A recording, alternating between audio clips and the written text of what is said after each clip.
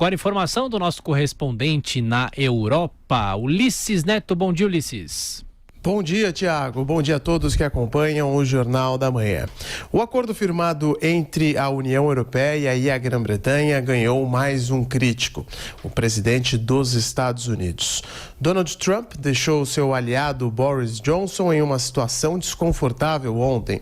O presidente americano concedeu uma entrevista para uma rádio inglesa e falou bastante sobre esse entendimento entre os dois lados do Canal da Mancha. Na visão dele, é algo ruim, principalmente para as relações entre os britânicos e os americanos. Sem elaborar muito sobre o tema, nem apontar exatamente o porquê de sua crítica, Trump declarou que, por conta do pacto firmado por Boris Johnson, não será possível firmar também um acordo comercial entre os Estados Unidos e a Grã-Bretanha. Esse é um ponto bastante delicado para o governo de Londres, porque um dos pontos principais da campanha pelo Brexit, encabeçada por Boris Johnson, foi sempre o fato de que, com a separação, o Reino Unido vai poder negociar seus próprios acordos de livre comércio. E os Estados Unidos são um parceiro prioritário, não apenas pelos laços históricos, entre os dois lados, mas principalmente, é claro, pelo tamanho de sua economia.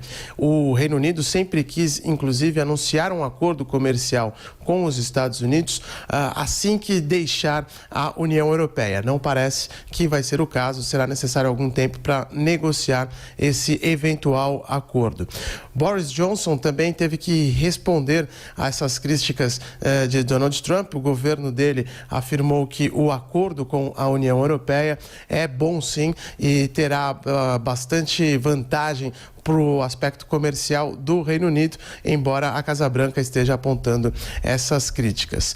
Donald Trump também falou sobre as eleições gerais do Reino Unido no dia 12 de dezembro. Ele declarou apoio a Boris Johnson e disse que Jeremy Corbyn, que é o líder da oposição trabalhista, seria muito ruim para o governo britânico. Tradicionalmente, chefes de Estado do Ocidente não fariam esse nível de intervenção em assuntos domésticos, de seus parceiros.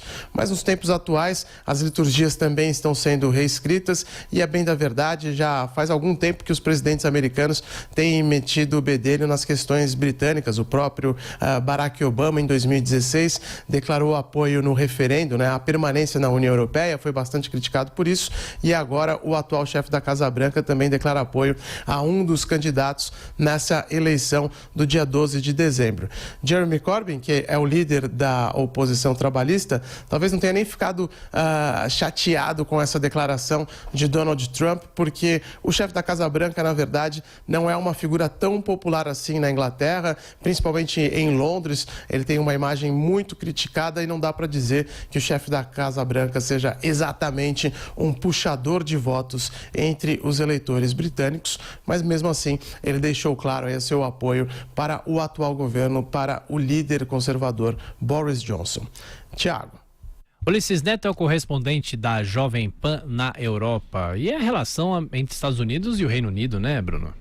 Tiago, talvez essas críticas do Donald Trump sirvam até para que o Boris Johnson ganhe mais votos, porque mesmo entre aqueles que defendem o Brexit e apoiam o governo Boris Johnson, uma parcela desses eleitores não gosta do presidente americano Donald Trump. De qualquer maneira, sobre o acordo, foi um acordo possível, não o ideal. Obviamente, se o Boris Johnson partisse para aquilo que ele achava o melhor para o Reino Unido, sairia sem acordo. Mas sair sem acordo implicaria em consequências negativas e inviabilizar depois um acordo de livre comércio entre o Reino Unido e a União Europeia, inviabilizar, enfim, o próprio processo. Então, foi o acordo possível, não o ideal. Outro grande crítico do acordo, e aí não é um estrangeiro, é um inglês, é o Nigel Farage. É a grande voz do Brexit, da saída do Reino Unido da União Europeia. O Nigel Farage, como deputado no Parlamento Europeu, há anos e anos, foi voz isolada pedindo a saída, defendendo a saída, e depois outros rostos apareceram. De qualquer forma, o símbolo do Brexit é o Nigel Farage, que hoje, num discurso, também criticou o acordo, disse que o acordo não é favorável. De qualquer forma, ainda há uma possibilidade de uma aliança entre o partido Brexit, do qual ele faz parte, e os conservadores. E é bem possível, Tiago e ouvinte, que o partido Brexit tire votos dos trabalhistas em regiões importantes, favorecendo, portanto, a conquista de votos e de assentos no parlamento por parte dos conservadores. A eleição ainda está em aberto, mas de qualquer forma há uma tendência que os conservadores ganhem a maioria. Isso, as pesquisas que vêm sendo realizadas desde que o Boris Johnson assumiu o governo vem mostrando uma maioria do eleitorado que votará nos conservadores. E se isso acontecer, se realmente os conservadores convertessem apoio popular em voto, tendo maioria, o Boris Johnson permanece no governo, conduz o Brexit, conduz a saída e também consegue implementar a sua agenda política e econômica.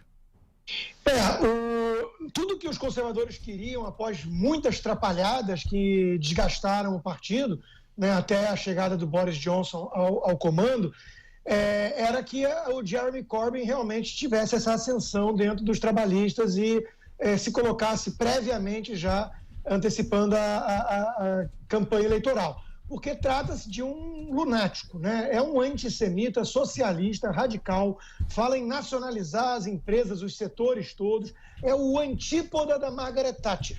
Então, se alguém respeita o legado, que foi amplamente positivo da líder conservadora no Reino Unido, tem obrigação de repudiar o que representa a ameaça de Jeremy Corbyn chegando ao poder. Então, a união provável ou possível entre o UKIP do Nigel Farage e os conservadores realmente mostra o senso de urgência para impedir o pior, que seria o cenário de um Jeremy Corbyn assumindo o comando. Vamos lembrar que o Nigel Farage e o seu UKIP tem uma pegada um tanto populista. É uma direita nacionalista populista estilo Trump. Então, nesse aspecto, eu concordo 100% com o Bruno. Eles podem canibalizar votos e tomar votos dos socialistas, dos trabalhistas, e enfraquecendo o Jeremy Corbyn. Tomara para o bem do Reino Unido, porque a alternativa é assustadora. A respeito do Jeremy Corbyn citado pelo Constantino, ontem ele fez um discurso num evento do Partido Trabalhista, prometendo justamente isso, prometendo nacionalizar, reestatizar Correios, malha de metrô, enfim, promete, portanto, um programa de nacionalização e prometeu também, se eleito, né, se os trabalhistas conquistarem a maioria dos assentos no parlamento, ele, uma vez primeiro-ministro, ele prometeu também convocar um segundo referendo para que a sociedade de novo vote se quer sair ou não. Aí vai ser um desastre completo. De qualquer forma, Jeremy Corbyn, que é um socialista radical, ele só foi possível, a sua emergência dentro do Partido Trabalhista só foi possível pela transição realizada pelo ex-líder do Partido Trabalhista, Ed Miliband, que em vários discursos, durante o tempo em que ele esteve no comando do partido, em 2010 e 2015, ele em vários discursos prometeu restabelecer o socialismo na Inglaterra. Foi justamente essa transição entre aquela posição mais moderada do Partido Trabalhista e a versão mais radicalizada do Ed Miliband que resultou no Jeremy Corbyn.